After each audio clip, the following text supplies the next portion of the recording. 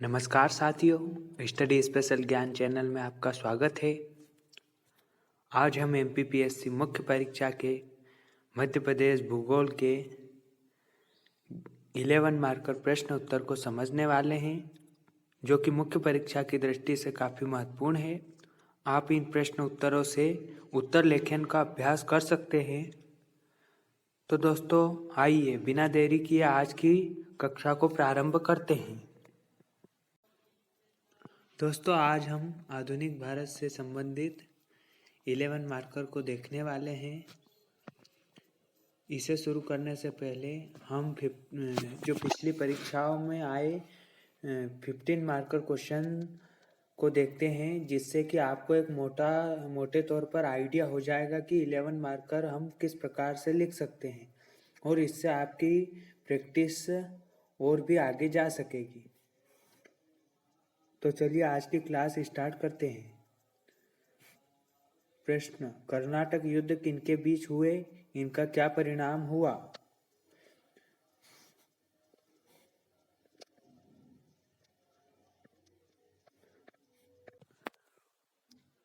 तो दोस्तों, यहाँ प्रश्न को पढ़कर हमें समझ में आता है कि हमें यहाँ तीनों कर्नाटक युद्ध, प्रथम कर्नाटक युद्ध, द्वितीय कर्नाटक युद्ध और तृतीय कर्नाटक युद्ध को देखना होगा और उनसे जो परिणाम आए उनका हमें यहाँ वर्णन करना होगा।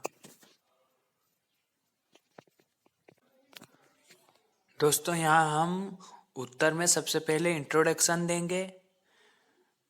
फ्रांसीसी कंपनी व ईस्ट इंडिया कंपनी का अपने प्रभुत्व स्थापित करने के लिए कर्नाटक क्षेत्र में युद्ध प्रारंभ हुआ, इसलिए इसे कर्नाटक युद्ध के रूप में जाना जाता है। कर्नाटक युद्ध 3 प्रकार का था: प्रथम कर्नाटक युद्ध, द्वितीय कर्नाटक युद्ध, तृतीय कर्नाटक युद्ध। अब हम यहाँ प्रथम कर्नाटक युद्ध को देखते हैं।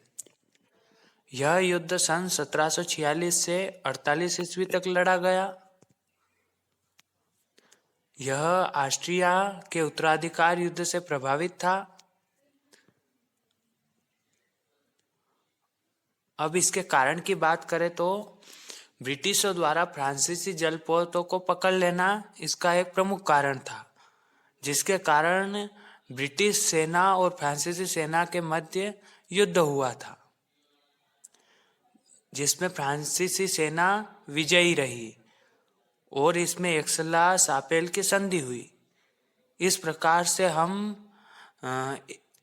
इसमें कारण परिणाम लिख करके अपने उत्तर को अधिक से अधिक सुंदर बना सकते हैं।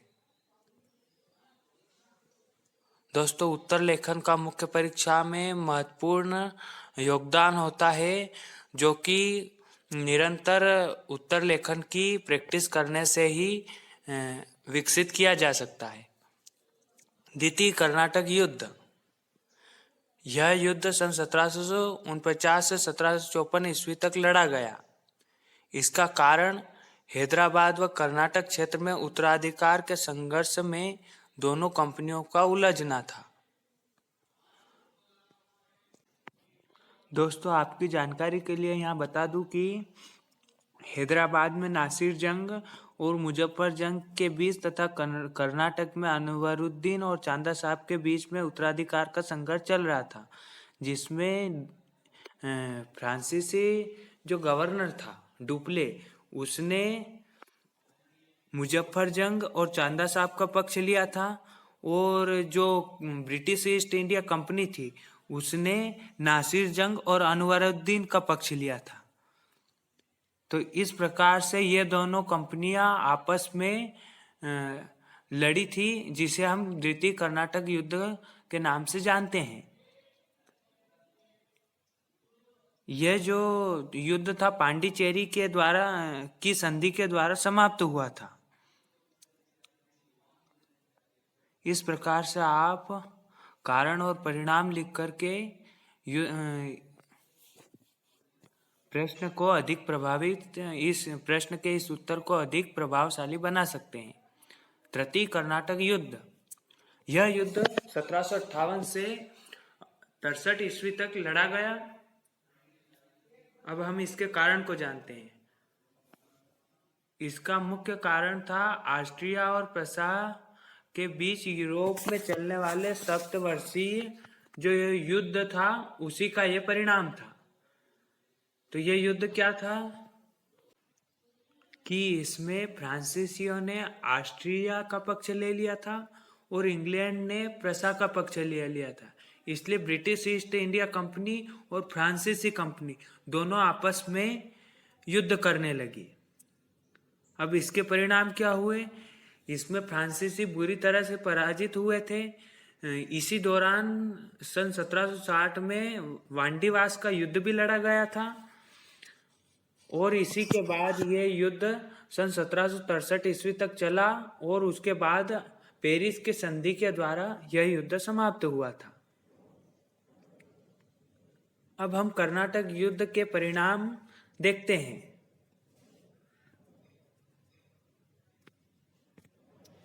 इस युद्ध ने भारत में फ्रांसीसी सत्ता समूल नष्ट कर दी। नवाब की हार ने यूरोपीय शक्तियों की दखल को भारतीय राजनीति में प्रोत्साहन दिया।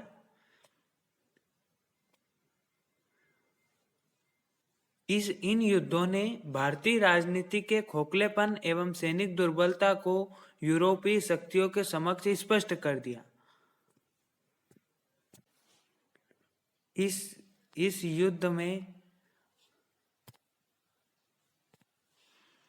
युद्ध में अंग्रेजों की सर्वोच्चता अंतिम रूप से प्रतिष्ठित कर दी।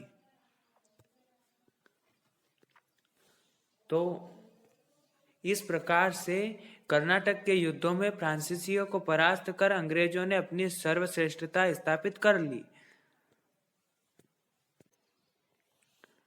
तो इस प्रकार से दोस्तों 1664 ईस्वी में जो फ्रांसीसी कंपनी भारत में व्यापार के उद्देश्य से आई थी, उसने अपने यहाँ कर्नाटक के क्षेत्र में कारखाने स्थापित किए थे और अपना प्रभाव बढ़ाया था, जिसके कारण in British east India company और इन दोनों कंपनियों में संघर्ष हुआ और अंततः ब्रिटिश ईस्ट इंडिया कंपनी की विजय हुई, जिससे फ्रांसीसी east India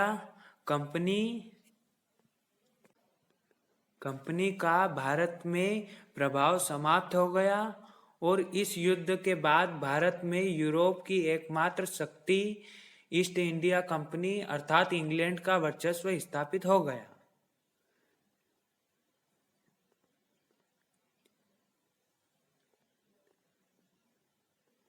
thanks for watching.